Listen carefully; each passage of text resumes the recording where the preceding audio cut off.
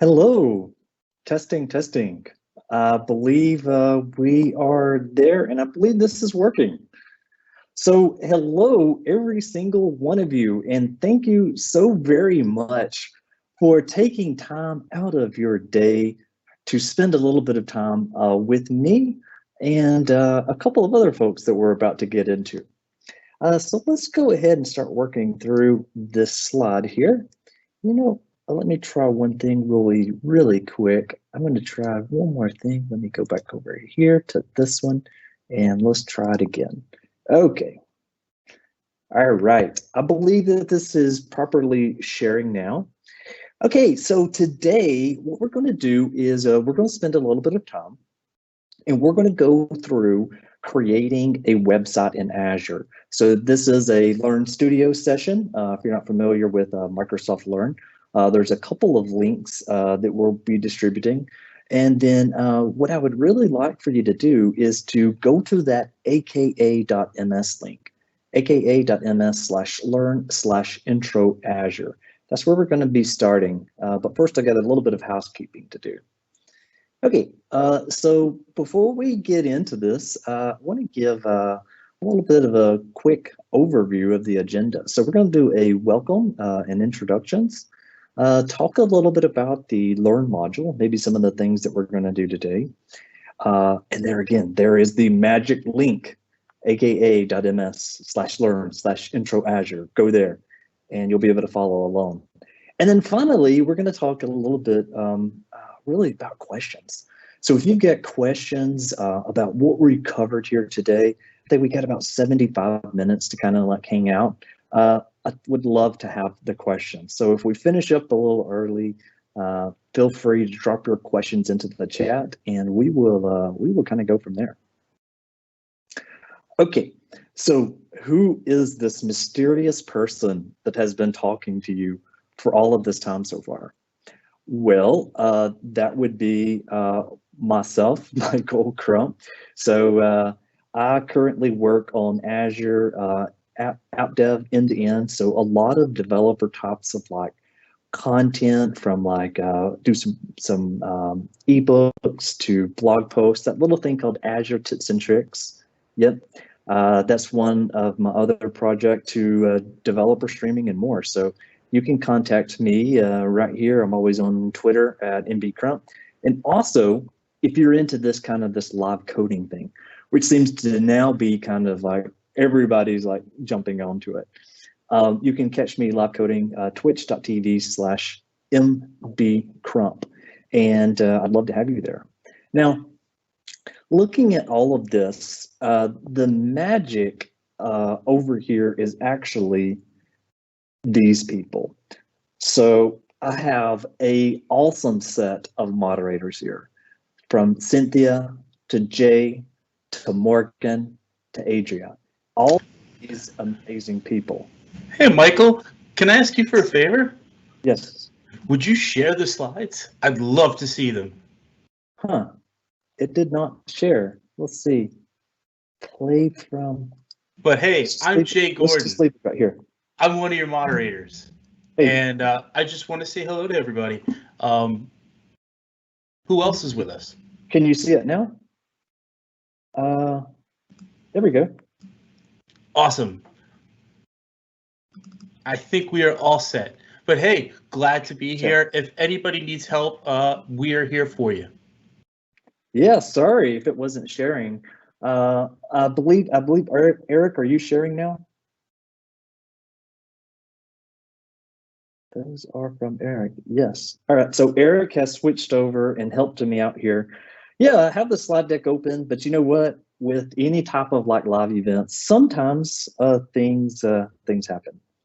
So okay, I see it now. He's sharing. Everything's great and wonderful. And yes, thank you, Jay, for saving the slides. Excellent. Okay, so what I was saying was that, so I'm that fella, Michael Crump, right there, and the awesome people that is on here that's assisting me is Cynthia, Jay, Morgan, and Adria. So I wanted to give a special call out to each and every one of them because just a second ago, with like Jay contacting me, totally saved me. From there, and also I've added all of their like contact information. So go find them, follow them there. Okay, great. Let's go to our housekeeping slide.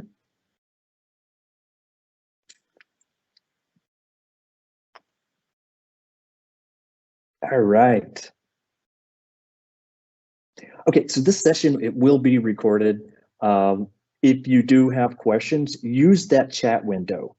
So the chat window, drop them in there. It looks like you're already able to like put some of those in there. And then we need to just quickly review the code of conduct. And I believe once we switch over to that, Adria will be giving us a link where we can read more. So please switch over to that next slide there. All right. So for the code of conduct, the code of conduct is something that we've been, sharing with folks with each and every one of these events. And so, things such as, disruptive behavior, messages, or any of those other things, we definitely do not want to tolerate that sort of a thing. So we want people to have a welcoming and a loving environment and a safe environment with us. So if you see anything that you may want to report, there is the contact information down at the bottom of your screen there. And with that, we're almost there. I promise. We're almost there. We're almost into the demo. So switch to the next slide. Yes. We made it. We made it to the slide. Okay, so if you go to Microsoft Learn, join at aka.ms/learn/intro Azure. Okay, so now that we made it, I am going to now share my screen again, if it's not already sharing. Let's see if we can switch back over to my desktop. And then we'll be safe. We can just stay there the rest of the time and not have any problems. So I'm just seeing if, yeah, so let's go back to this and let's go over to, let's go share. And, all right, let's go to this one. Yay, I believe it's working. All right, if it's working, okay, yes, we are here now. Awesome. Okay, so here's where we're going to start at. So I'm going to keep this screen up just for a little while, where we can kind of, discuss this further. But then what I would really suggest is that if you've already got like maybe 2 monitors or maybe even just one, you can kind of do this fun, kind of thing here where you just do this and maybe side by side. I won't be doing the side-by-side kind of browser sharing today, just because I found a couple of, I found it may not be as helpful to kind of go through. Okay, so we are on the Core Cloud Services Introduction to Azure. Now, before I actually jumped into this thing, there is a couple of things that I wanted to say first. First off is that this is one module. So if you're taking a look at this for like the very first time, if you actually go back, you can see if you were able to click on this link right here for Azure Fundamentals, you'll actually see that there is 9 hours and 34 minutes of content that is left here. So we're going to just cover one of these, but you can see there's more. So like if you're really looking to learn like the principles of cloud computing, totally go there. Creating an Azure account, if you don't already have an Azure account, you can easily go here and you can create one. This also at azure.com/free. So you get like $200 of credit, which is pretty awesome. And then core cloud services is what we're going to be covering today. And there is a couple of more that's in here. I just want to just point some of these out, is that your kind of learning journey is at the kind of beginning stages, at least as you're spending it with me. This one also is a nice one for the boss. Predict cost, optimize spending, pretty fun stuff. Okay, so I'm going to go back and I'm just going to share, let's take this kind of as, let's start sharing right here with the core cloud services introduction to Azure. When we get to the code part, then I'm just going to bring up another browser and with a portal, and we'll just walk through it completely together. Cool. So as far as kind of the quick introduction is that inside of this this module, you know, a lot of people, they keep talking about the cloud and there's like these buzzwords. A couple of them that's like listed here. You may hear other words such as like, you know, serverless. There's many different buzzwords that people use to refer to the cloud. Whenever I think personally about the cloud is that a lot of the resources and a lot of the maybe even the physical like hardware that I used to have, now you don't have to do any of that. So kind of, you know, I used to have like a bunch of like PCs kind of like under the desk, under, you know, your like dev desk. And so you may be running a couple of things on there. Obviously, you don't want to do that. So all of that, and even, you know, your real like applications, your line of business applications or whatever, taking those applications and those can be migrated up to the cloud, including like a SQL database and more. So today though, what we're going to do is we're going to focus on just how Azure relates to cloud computing. We're going to deploy and configure this web server. You know, we're going to do a little bit of WordPress. I don't know if anybody here is familiar with WordPress. I think everybody's familiar with WordPress actually, because it's so huge. And then we're going to scale up our server a bit. When we scale it up, we're going to give it some additional compute power that that's going to be able to you know, scale on demand.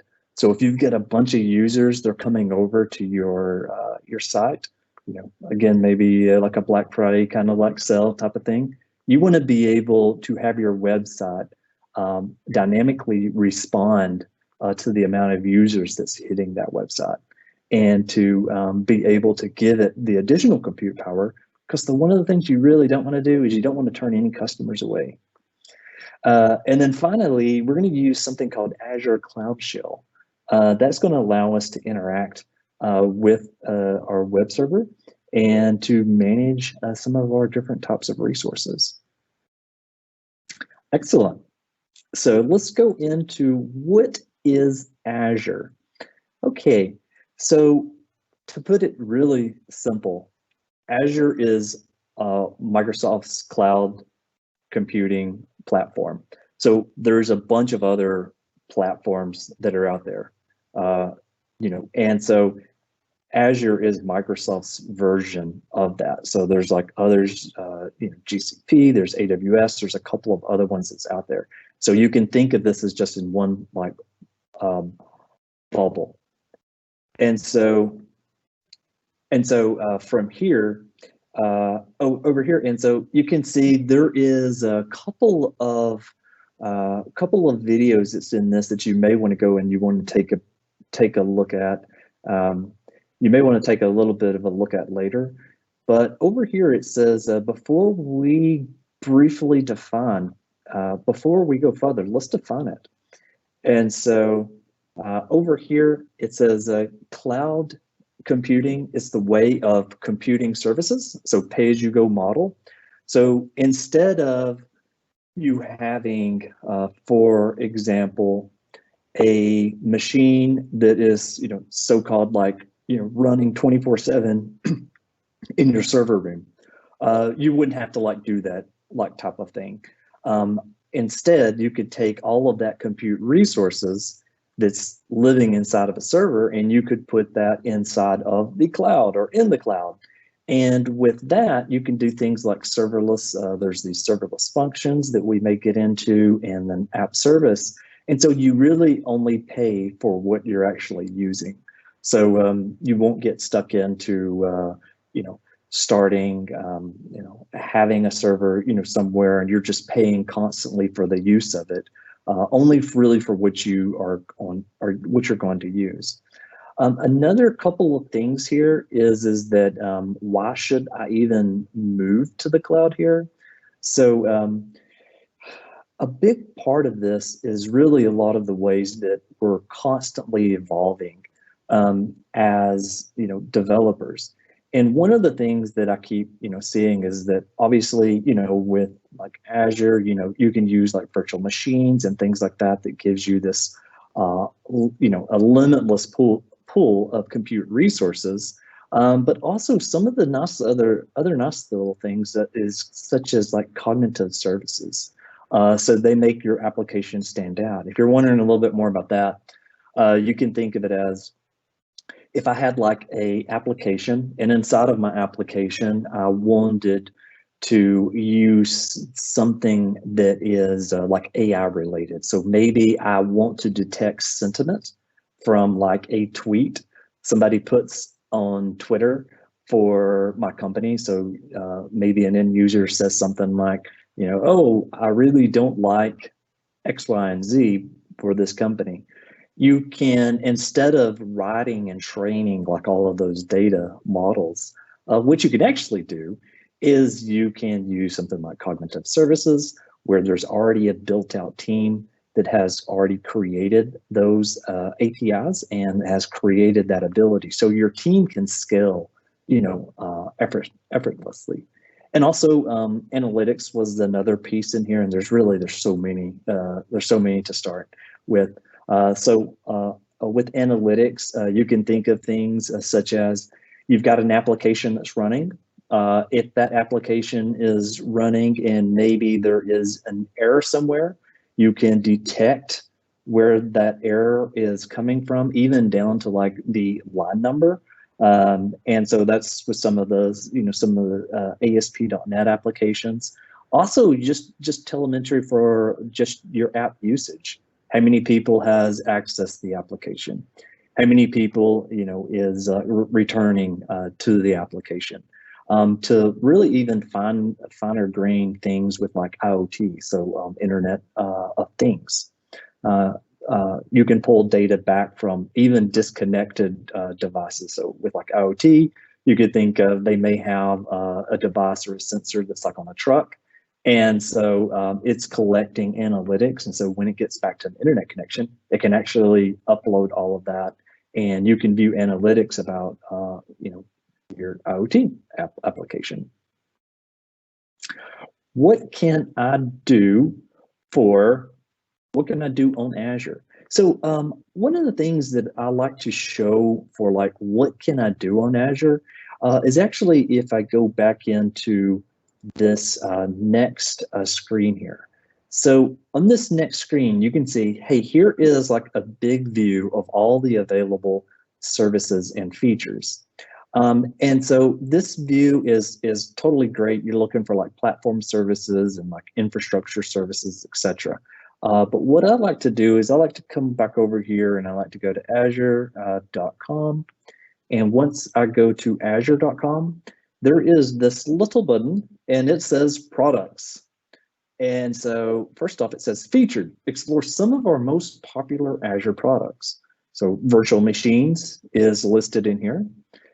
You've got like SQL database. So you may have already have like a SQL database that's stored somewhere outside. Obviously, in this instance, you can move that to the cloud, but it's not just going to be limited to SQL. There's a bunch of other ones too. Kubernetes, AKS, virtual desktops, app service is another like maybe fancy name for where we're going to put our web out today. Playfabs for some of the gaming stuff, if you've got like leaderboards and things of that nature. And then I kind of like this drill down over here. So AI plus machine learning. So inside of this blade, you'll see cognitive services. Now, there is a lot more to cognitive services than what I was, the one that I was just talking about there. You can see there is like content moderator. So you could use that. A couple of the things that I think is kind of neat over here inside of the language is that there's also this Q&A maker. So the Q&A maker, you can think of this as you've got a restaurant. In your restaurant, you've got a place that you would like for people to maybe that are asking maybe, or they're calling you up with the same common question. You could actually embed the Q&A maker to your website, and so it would become smarter as time goes by. And instead of those common questions going to your phone, they would actually be answered right there in Q&A maker. And there's a couple of other pieces right here, you know, for like speech to text. A lot of like translation is in there as well, and a couple of cool things with vision. So let me go back over. So we're inside of this. We just took a really quick look at this. Also, machine learning was another piece of this. So we've got some other sessions on machine learning. So it's like training models and so forth. Analytics was where we were also just at. So you can see there's a whole variety of things for analytics. Compute virtual machines. Now here is kind of my a feature here, is that or my kind of like thing that kind of excites me, is that if I wanted to, I could create a virtual machine that uses a specific version of Windows, and let's just say a specific version of Visual Studio. So maybe I want a Windows Server box running Visual Studio Community Edition. Then I could easily do that. Also, it's not just Windows. So with Windows, you can obviously bring your own key, and we'll take care of you there. You can input your key into the virtual machine and you're good. But even like Linux environments, all right there as well. So like the common flavors, Ubuntu just had a recent release with 20.04 and more. And so you can use this to quickly spin up those environments. And then when you don't need them anymore, just toss them instead of like creating all this completely from scratch. A couple of things here that I just want to just call out, and then we'll move right on along, is for containers. I mentioned a bit about AKS before, but also whatever type of like container orchestration that you may want to use. There's a couple of different varieties for that. And for databases, this is one that constantly is kind of skipped over a little bit. And then everybody maybe maybe has the thought of that, oh, okay, this is only Azure SQL database. Well, okay, so you can see here also like there's MySQL, you can use like MariaDB. There's also inside of this Postgres SQL. So there's more flavors. There's more flavors to that. Developer tools, yep. Visual Studio, which you may or may not be familiar with. This is kind of the IDE that lets you build really any type of applications. Code Spaces is brand new. This was mentioned in the keynote. So think of this. I've got a development environment that I've set up specifically here, and I want to share that type of environment with someone else, like on my dev team.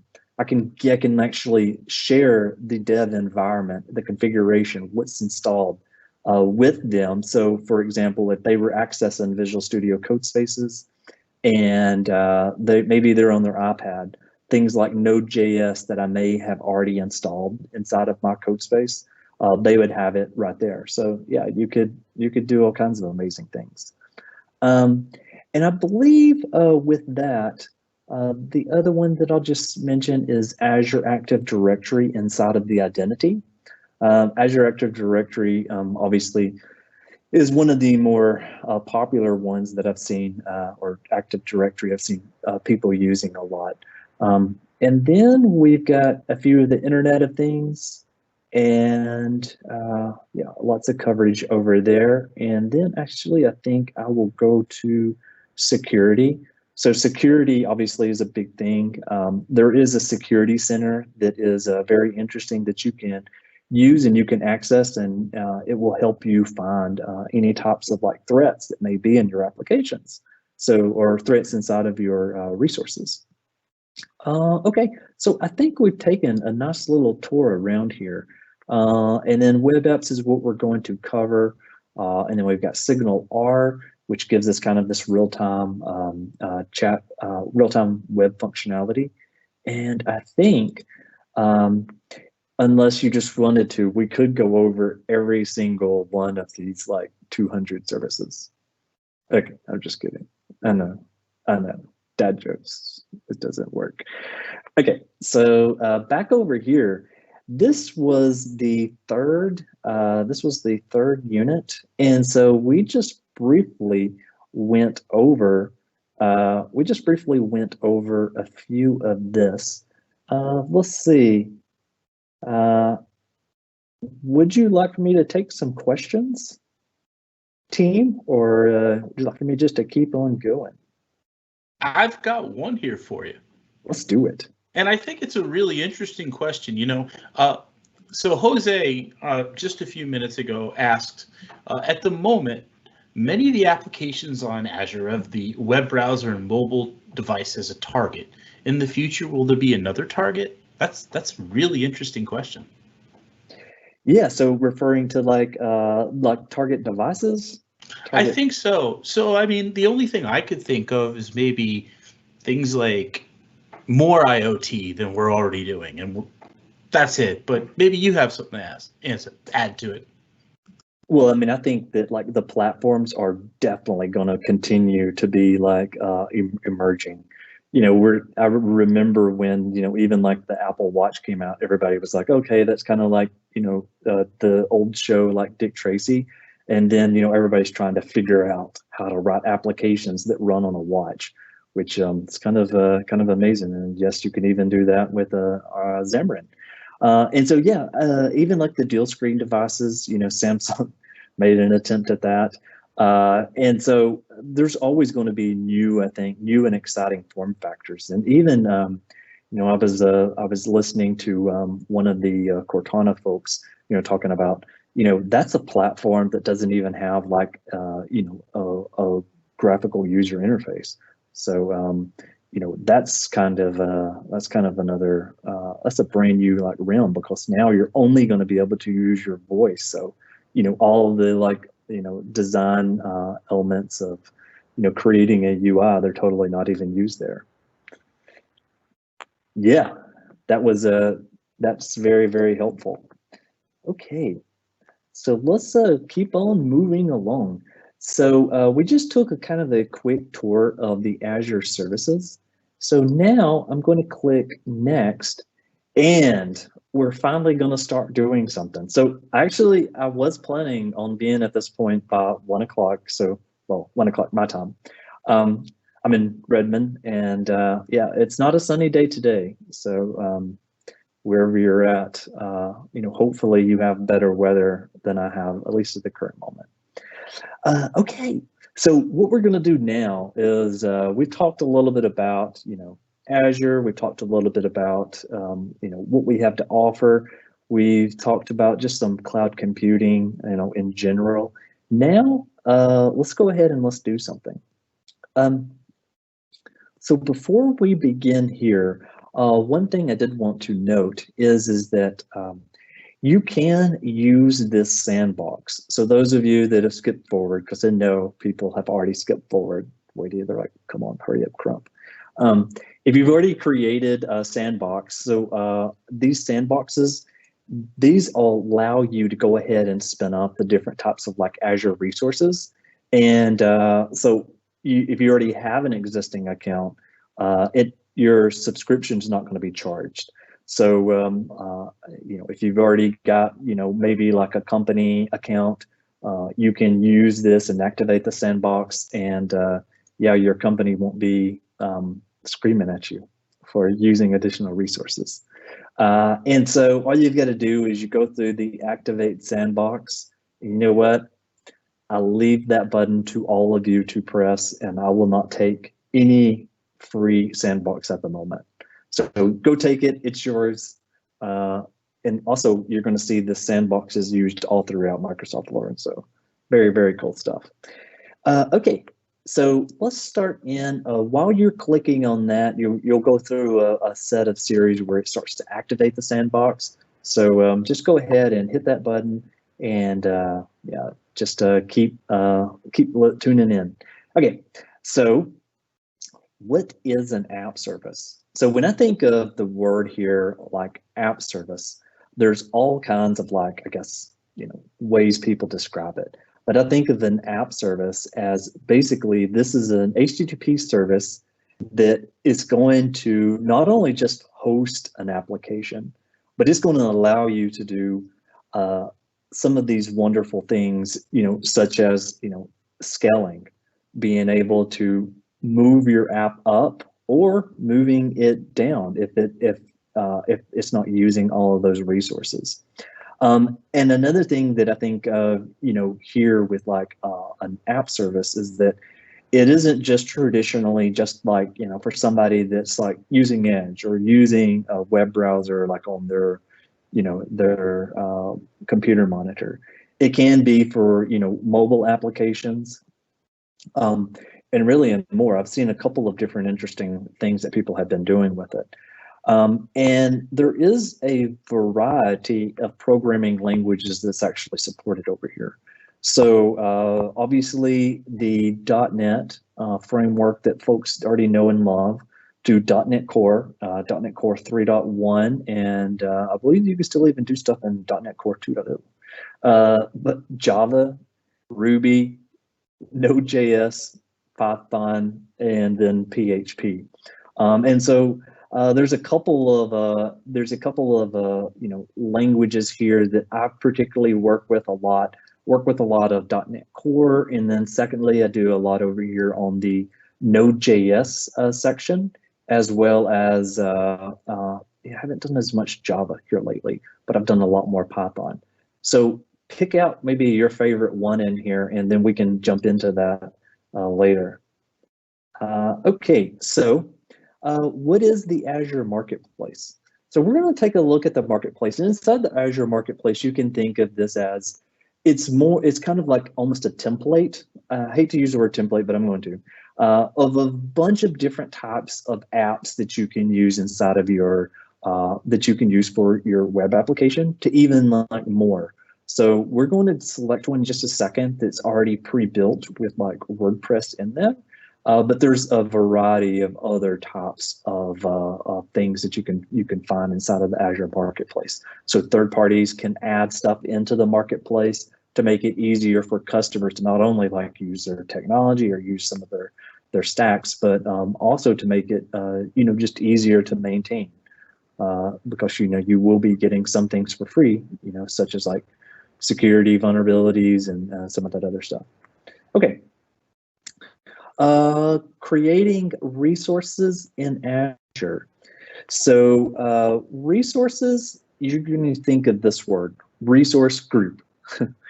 So with a resource group, think of this as it's going to be a collection of every single artifact from deployment. So when you typically deploy an application, you may have your not only just like your your files for like your app service, but you're going to see you're going to have things for like your hosting plans.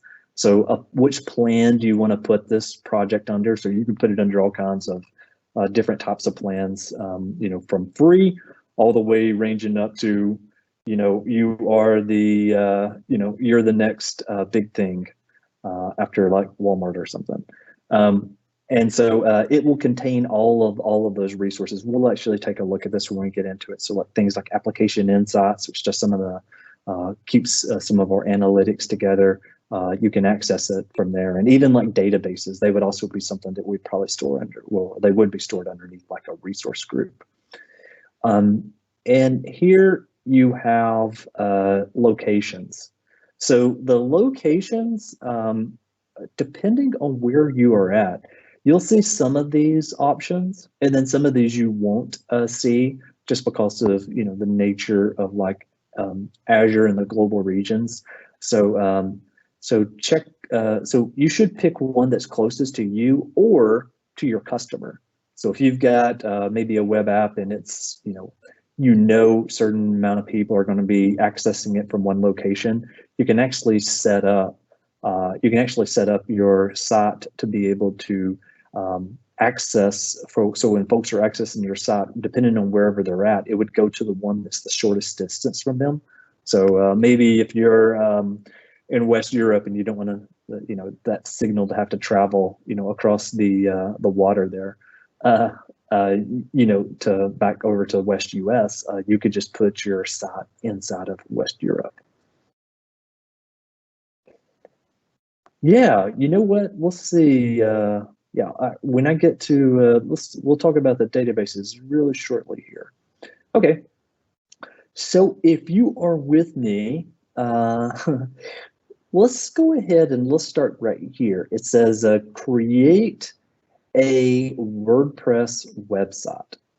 And so what it's asking us to do, first off, is that it wants us to sign into the Azure portal.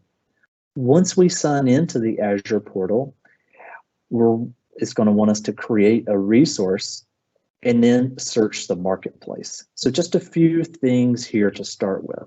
So I'm going to take this, I'm going to move this over. And so before I start with this all the way, so this is the Azure portal. If this is brand new to you, this is it. This is the screen that you will land on. And there's many things that's kind of neat that's inside of this. So inside of this search here, so this searches across everything. So if I wanted, let's just say app service, you can see I've got app services and more. And then even over here, your marketplace is included, as well as the documentation. And if you're having any errors with the sandbox, please let us know. And so the documentation is also linked there. So what that means is that you don't actually have to go, to 10 different places to go find stuff. You can actually go and you can access it here. A few other things that I want to mention inside of this is that while this is kind of our main page, there's a couple of different options that you can select over here. So there is a home view that's as well. You can do things like change the theme. Yes, dark theme. That's going to be great for you at nighttime. And I'm just going to go back to our normal theme. And then you can also sign me out when inactive. Since I've been doing this kind of remote thing, I just go never. I wouldn't recommend that, even if you're 100% remote, which you probably are at this point. But yeah, I've got it to never sign me out because it's just me here at the house, well, with my wife and my kids. So a lot of us here actually. And so inside of this, not only can you make some quick adjustments to that, but over here you'll see that there is a variety of different types of things where you can create a resource. You can just go to your dashboard. So this dashboard right here that you're currently seeing, this is a really bad dashboard because I don't update it as much, but you just could make a dashboard that is similar to this one. So this provides a ton of nice graphs and stuff. And as an added bonus, you get this without even for free. You can hit this full screen button. And with the full screen button, you have a nice little dashboard. And the reason I'm showing you this full screen is that what we do is that we have some custom dashboards set up, and we may have a gigantic monitor. And so the team can walk by and they can actually view and see different types of metrics of their application or the current application that they're monitoring without them really doing anything else. So nice to do that, and you can customize this like crazy. Awesome. So we're going to go back. We'll continue following along with what we had. So the first instruction that it gave us was that it wanted us to create a resource. So once we click on the create a resource, hopefully you're all still with me. I haven't run you off just yet. It was saying, search the marketplace. So the one that it is referring in this tutorial is WordPress. So right there is actually WordPress. And if we select that, you're going to see that right here it says WordPress started in 2013 with a single bit of code. And here's a couple of like useful links. Now, stay on this screen right here and just listen to me just for a moment. So back in the home, when I go create a resource, and I can go to web, and from web right here, I can look at maybe like quick starts and tutorials. And so right here, we could actually start if we wanted to make an application in a couple of these other languages like Node, PHP, Java, and more. And not only that, but inside of this marketplace, let me go to see all. What is here is more than just like, just the standard like template. You can also do things such as like, you got different blogs and CMSs. So Joomla is apparently like the CMS or one of the big CMSs. I don't really know because the last one I think I used was maybe like Sotfinity from back in my Telerik type of days. So anyway, I hear a lot of like good things about this. So maybe this is something that you may be interested in. There's also some like starter web apps, like this is web apps on Linux. Some additional offers that's down at the bottom. What I also like to do is I like to go into the see more here. And so if you click on the see more, you can see a couple of additional like options. And then I'm going to go back one more and I'm going to go back to my web where we were just at. I'm going to click again. That's not where I wanted to go. I want to go see all. And then for the blogs and CMSs, let's see, there's the WordPress. There's WordPress on Linux. So anyway, there's a couple of ways that you can get to it and start to check it out. So we'll continue with where we were at with the WordPress. So we're going to go WordPress. Now, hopefully you didn't move off of that screen.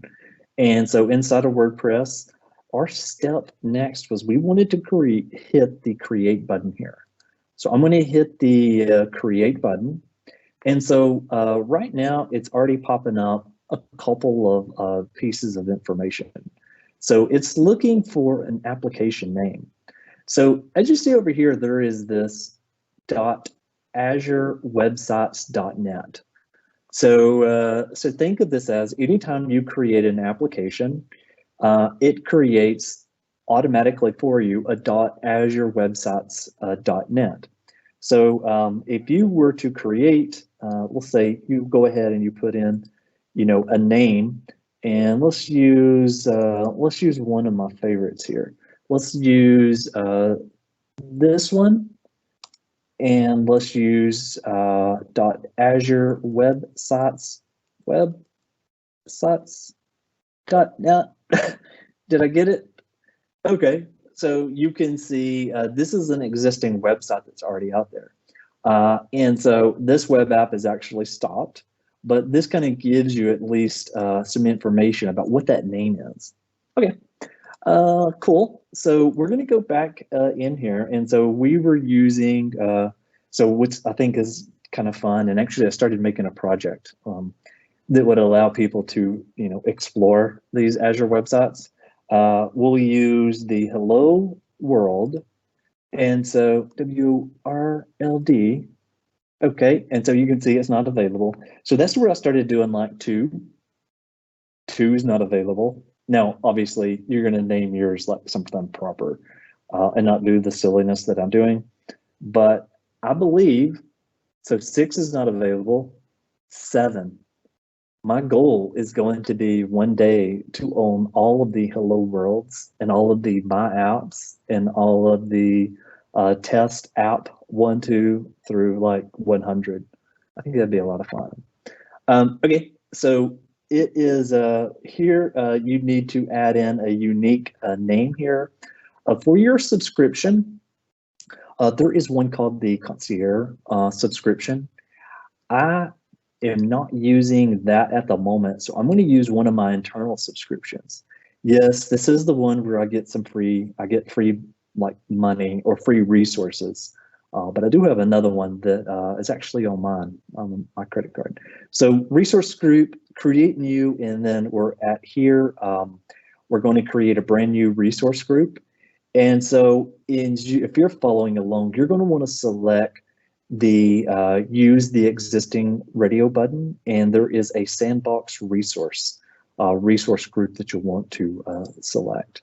And if you're not able to get in, you're having some issues with the sandbox, you can totally just watch me for a little bit, and they'll get those resolved, and then you'll be able to like rock and roll. Okay, cool. So inside of this, I'm just going to create my own here. And this is the really important step. Use MySQL in out. Don't leave it as the default that it has over there. There's a couple of differences here. This is going to use the MySQL inside of the app service configuration. This other one is going to create an Azure database for MySQL. So that's why you'd want to pick that one, even if you're just kind of checking it out right now. For the app service location and so forth, if you scroll down just a tiny bit in your document, this I'm going to select, and hopefully it comes up. There it goes. So here, there's a couple of plans that's available.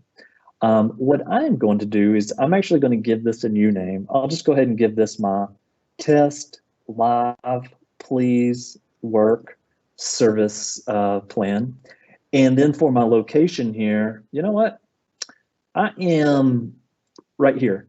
And the pricing tier that is set is that the details here, says to use S1 standard, and you should, because that's the proper way. If one thing I will note real quick, and then I'll take a quick question, is that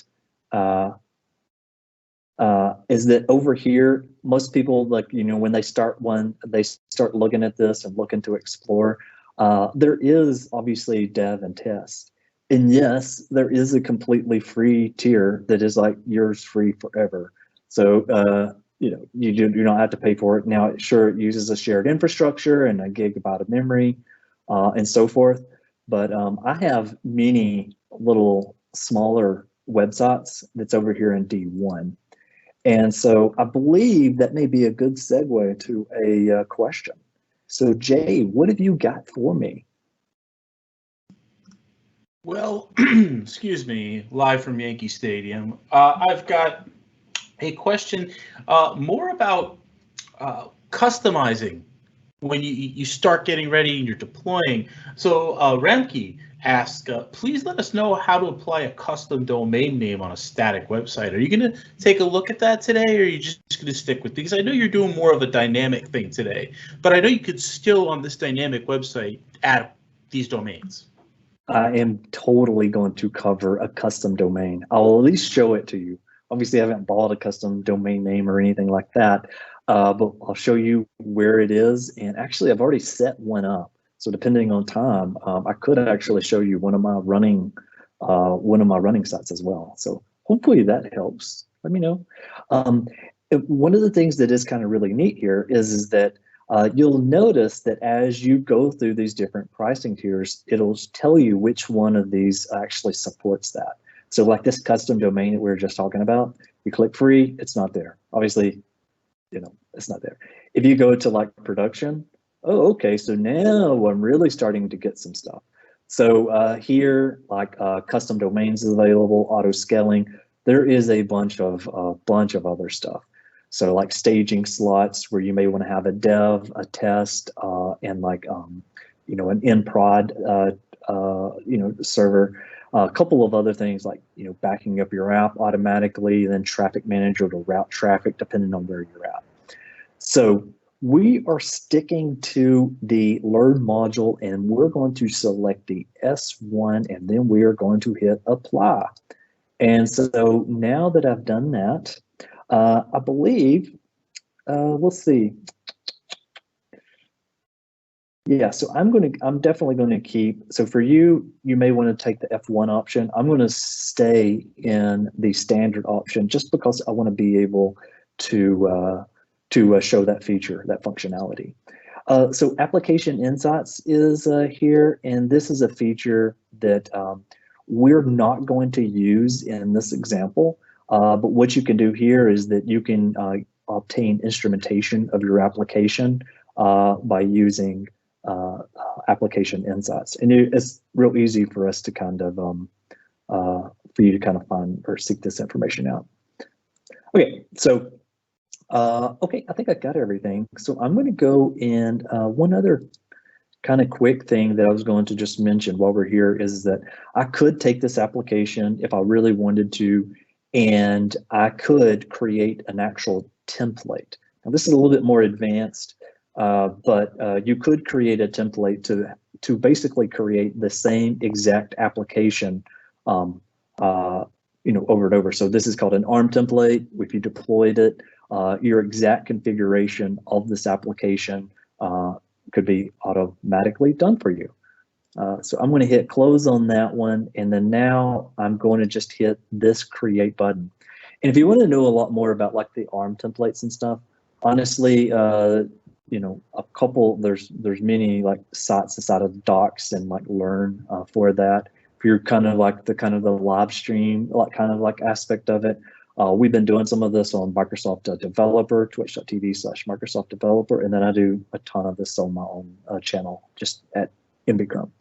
Okay, so what we are seeing now is we are seeing that right now it has a deployment that's in progress. So in the background here, what it is doing is that it's going to the GitHub that actually contains WordPress, so WordPress is open source, and it's pulling down that. It's setting that up in this instance of out service. And so when I connect to it, which I'll do in just a moment, since we're using the MySQL that's in Azure, it will have its database, and the database will expand as we start entering information into it.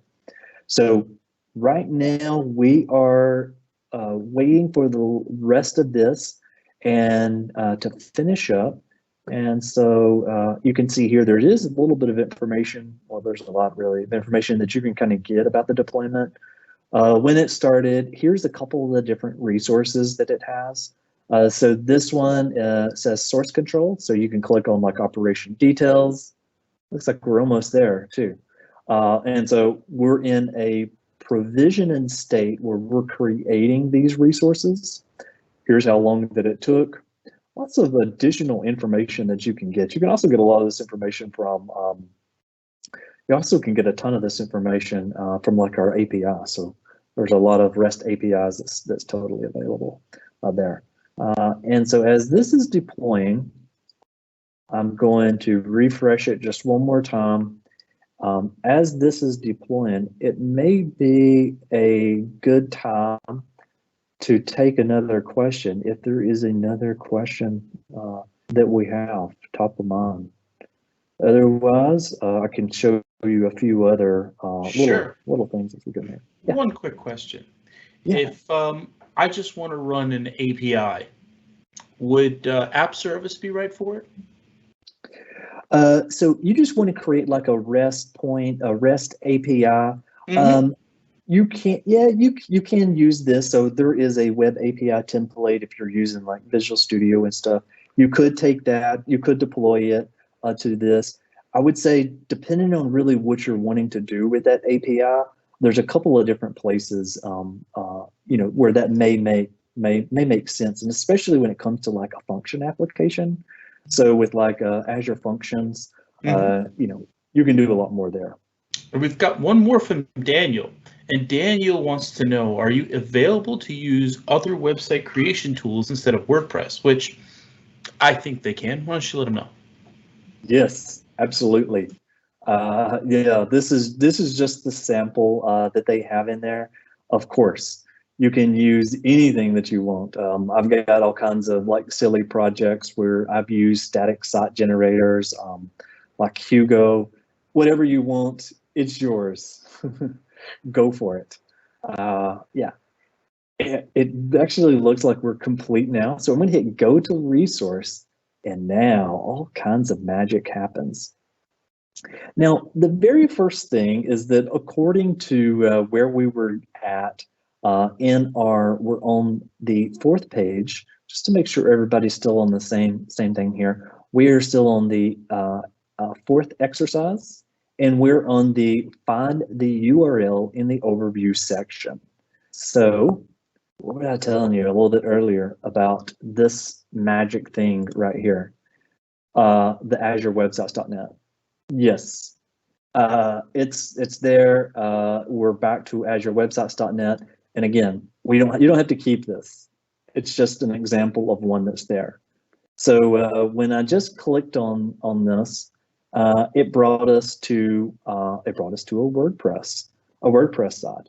And now it's depending on a couple of different things, but as you see here, we did not have to go through all of the information that may be inside of the Learn module as far as this kind of screen for like setting it up.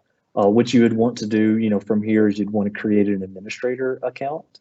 And then you could dive into it a little bit more. We're just going to leave everything as kind of the default at the moment. So it is here, and let's go ahead and let's move to the fifth part of this module. And so we're going to go over to, so you should all be with me on the one that says configure an app service. So module 5 inside of this. And so, okay, and so from here, we have this resource that's been created. This resource is called Hello World 234567. I said that so smooth. And so now that we've got this resource created, we can start doing some additional things with it. So this is the overview page. So you can see right here, so github.com, Azure App Service, WordPress Azure. So this is the repo that it actually pulled down the image from. So if you've got your own image, you've got it stored in GitHub, go for it. Go for it. You should be okay. And then here is the app service plan. So think of this as, again, which plan is this currently on? And we selected S1, which is standard. You get some free things here for like diagnose and solve problems, app service advisor. And so here is a couple of the different charts that's already available. So like data in, data out, request, all of those sorts of things. And you can do things like, stop it, restart it, just basic things from there. A couple of the things that I found that's kind of important here is that obviously you can look at like different types of like security. So let this page finish and loading. Let's try that again. Let's try it again. One of the things I was going to show you that inside of the security, so like securing, looking for different types of like security recommendations, all of that's kind of built in to this. Let's do this. Another one here is like deployment slots. So this is actually a very cool feature. So if I have a web app and it's hosted, somewhere, well, it's hosted here in Azure, and say, for example, I want to send 25% of my traffic over to another version of the website. So think A/B testing here.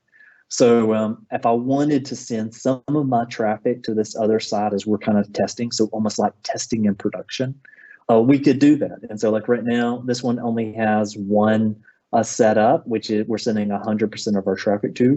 But you could think of this as, even if you're like testing multiple sites, you may have like a 1% of the traffic going to, a beta site, for example. And then I am going to scroll down here a little bit to some of the scaling functionalities. So here I can go in and I can manually look at this and I can say, oh, okay, so there's a couple of tiers here that I'd like to use. We'll just, again, you can select which one you would like to take advantage of here. But we're just going to keep this one on. As you're working on an application, you can select whatever you would like.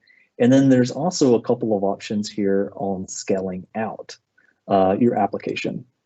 I think everybody's working real hard on Azure right now because the page is taking a little bit longer to load here. So it is, so while this is kind of processing here, a few other things that I'll call out is that inside of this, you can also do things like get to the console.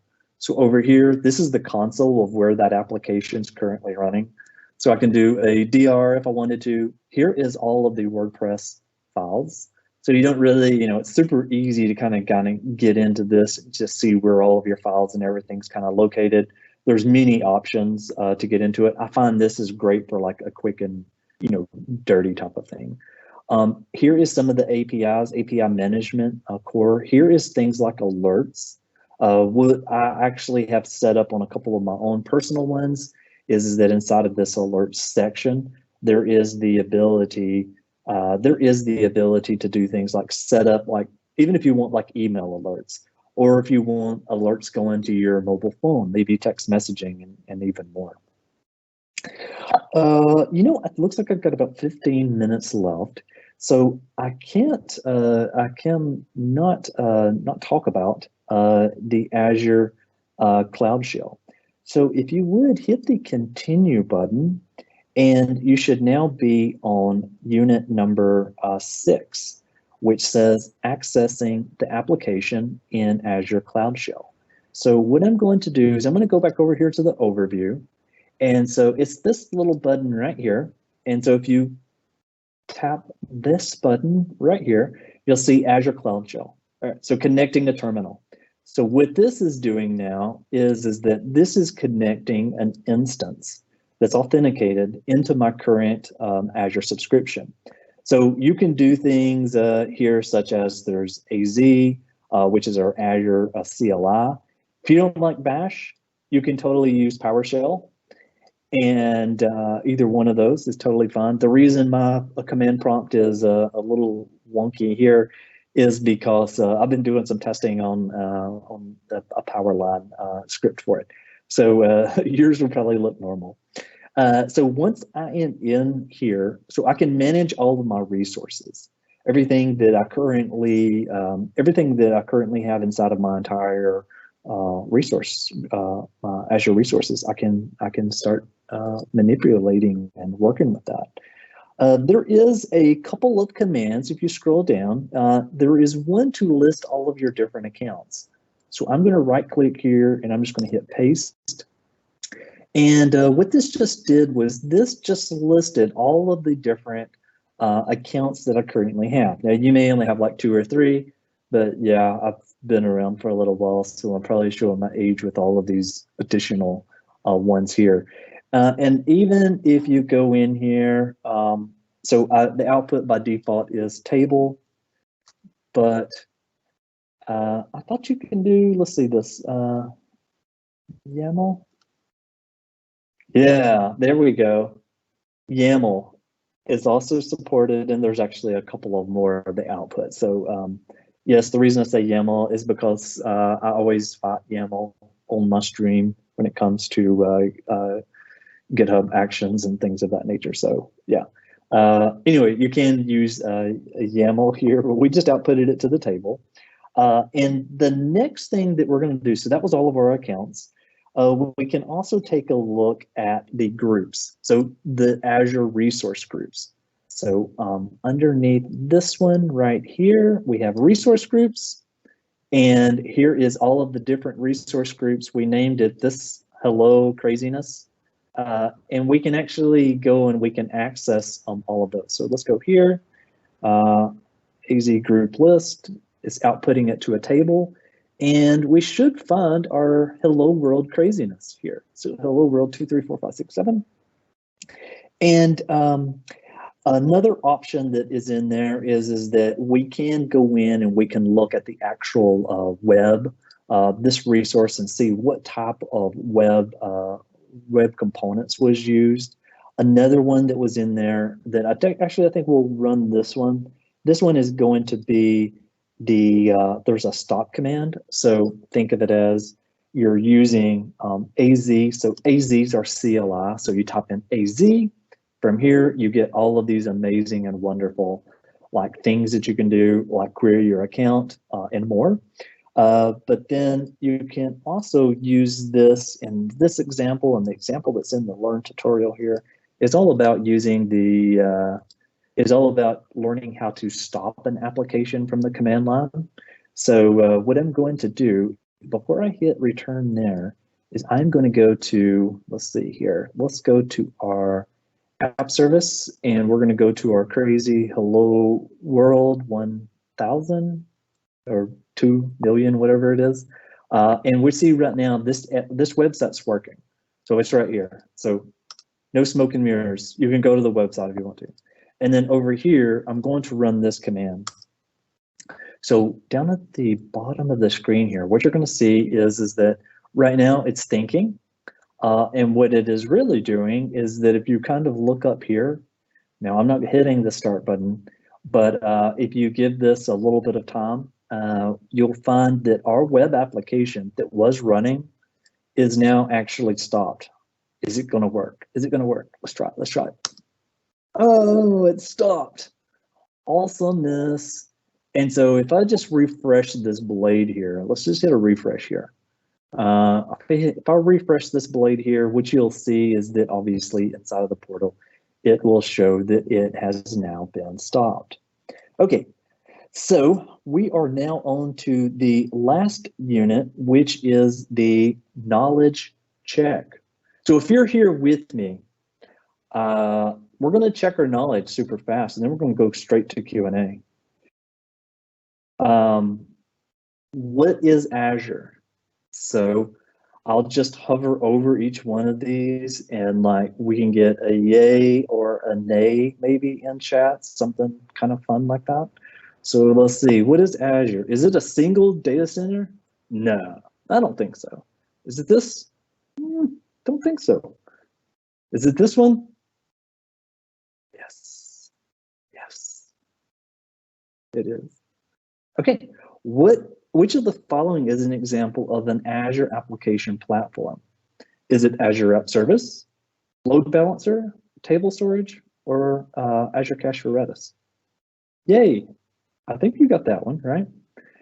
And then when should you scale out your application? So there's a couple of options here. And in this instance, we're going to need to scale out our application.